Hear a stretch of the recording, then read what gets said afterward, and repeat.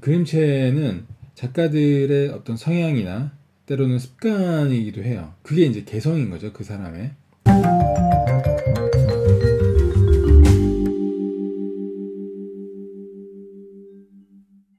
네, 안녕하세요.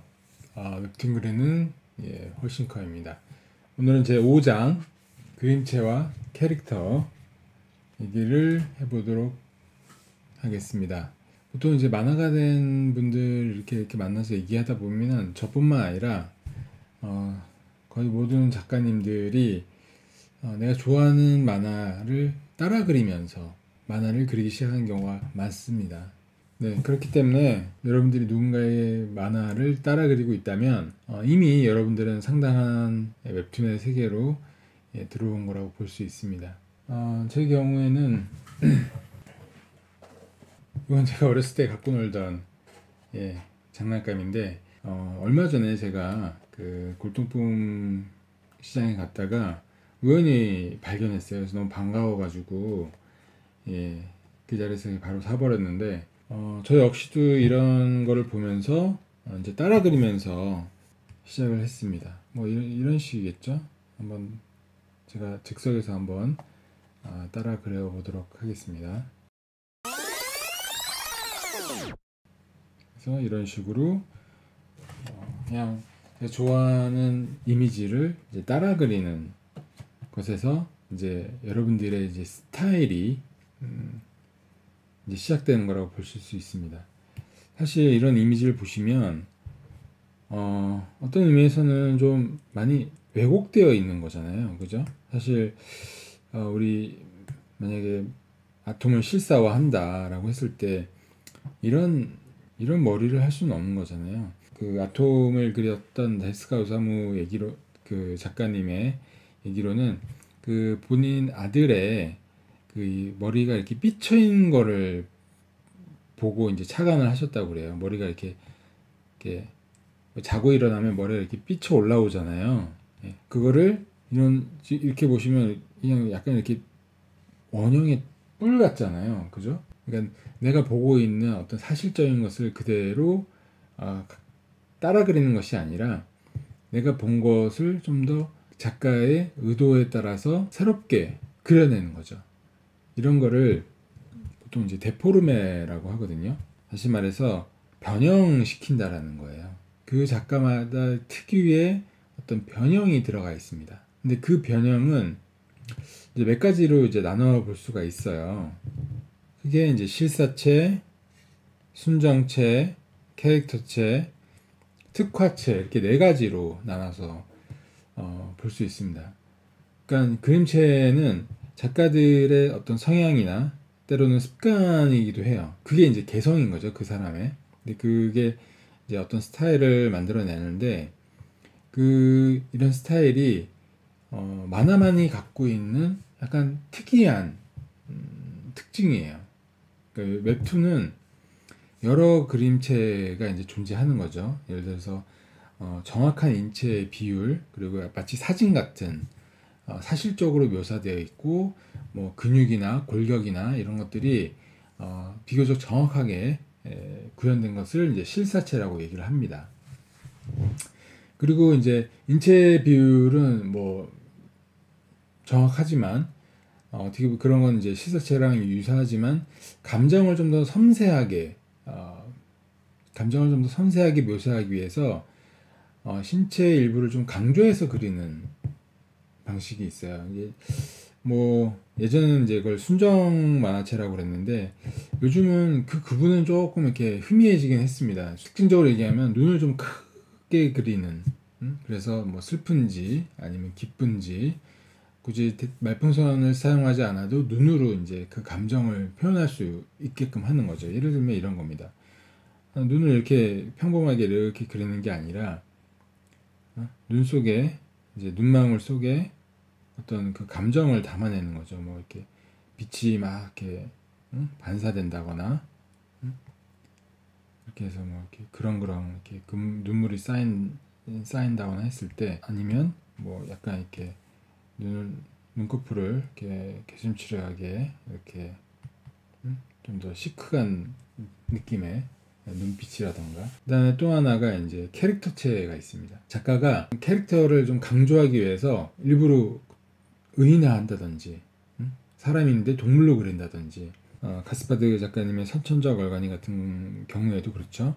이렇게 캐릭터성을 부여하기 위해서 과장된 어떤 이런 묘사들이 들어간다거나, 신태훈 나승훈 작가님의 놓치마 정신줄처럼 머리에 정신줄이 달려있는, 실제로 볼 수 없지만 만화적인 허용인 거죠. 머리가 이렇게 이런 식으로 손 모양이 돼 있다거나, 이런 좀 황당하지만 그래도 재미있는 이런 표현들, 약간 의도적인, 그래서 이제 개성을 강조하게 만드는 이런 캐릭터체가 있고요.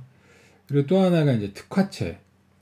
딱 그림체만 봐도 이거 이말년이다 이렇게 알 수 있는, 그림 그 형태만으로 그 작가의 어떤 개성이 드러나는.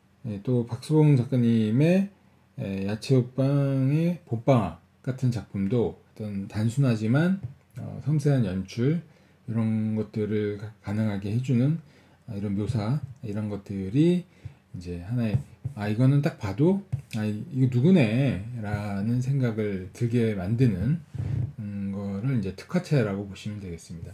물론 그림체를 단순히 이게 네 가지가 아니라 더 많이 구분하기도 해요. 근데 소위 그 네이버에서 그 도전 만화에 올릴 때 그림체를 이렇게 지금 현재 이렇게 네 가지로 나눠서 구분하고 있습니다. 네이버에 들어가면 이제 도전 만화에 이제 작품을 올릴 때 이제 이런 이제 화면이 뜹니다.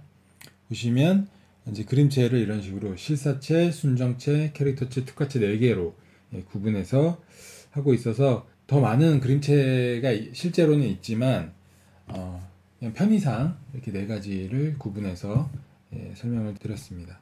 실제로 만화에서는 그림체가 되게 중요해요. 사실 저도 저만의 이제 그림체를 갖는 것이 이제 작가로서의 최종 목표라고 할 수 있거든요. 자, 근데 이런 그림체가 가장 직접적으로 드러나는 것이 사실은 캐릭터예요.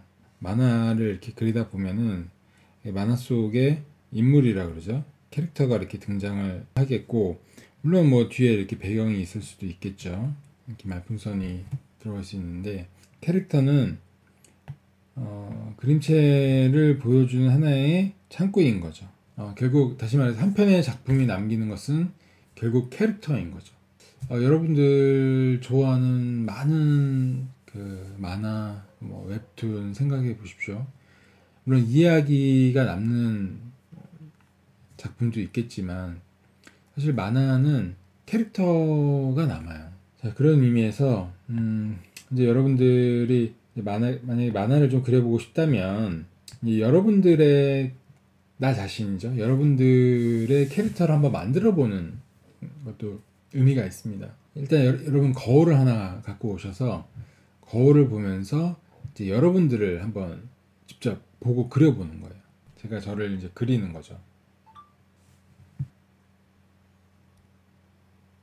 익숙한 나를 그릴 때는 가급적이면 좀 어색한 형태로 따라 그리는 것을 좀 추천드립니다. 거꾸로 자기 사진을 거꾸로 놓고 그냥 이렇게 보면서 한번 옆에다가 이렇게 따라 그려보는 겁니다.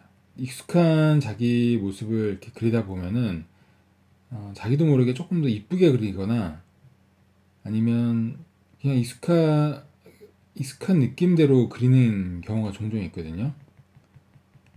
근데 이렇게 거꾸로 이렇게 해놓고 그리다 보면은 그냥 형태만 따라 그리게 돼 있어요. 마치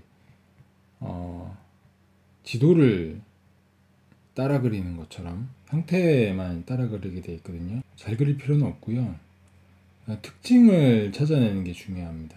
한번 비교해서 볼까요? 좀 특징이 좀 도드라져 보이나요? 이제 요거를 보면 이제 제 특징을 이제 잡아낼 수 있는 거죠. 그래서 특징만 보고 제가 저를 이렇게 캐릭터로